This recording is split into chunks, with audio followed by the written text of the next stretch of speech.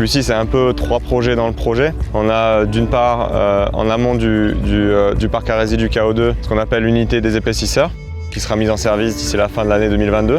C'est vraiment le point de départ du procédé.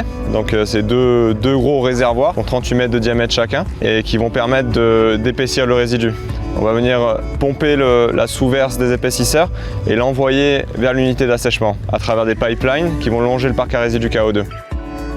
Ensuite, on a l'autre gros chantier, c'est l'unité d'assèchement, dont la mise en service est prévue fin 2023. Donc, la zone d'unité d'assèchement, c'est le cœur du procédé. C'est le chantier qui se situe derrière moi. Et donc, ça consiste à construire un bâtiment qui va contenir 9 filtres presse qui vont fonctionner 24 heures sur 24 pour produire du résidu asséché. Et c'est depuis cette zone-là que va être acheminé le résidu vers la zone de stockage du résidu. Et le troisième gros chantier, c'est la préparation de la fondation de la future verse à résidus asséchés, donc la zone sur laquelle on va venir stocker notre résidu.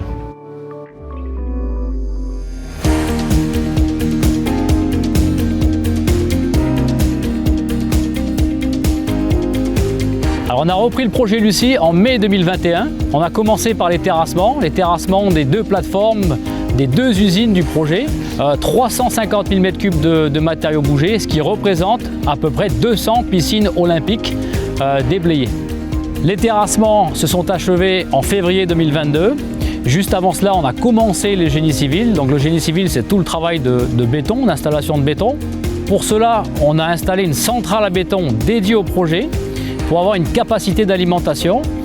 On a coulé 11 000 m3 aujourd'hui pour arriver à 21 000 m3 au total. Pour vous donner une idée, ça représente un bâtiment de 50 étages en centre-ville.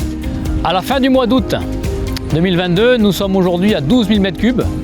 Donc il nous reste à peu près 4 mois de travaux pour terminer le chantier.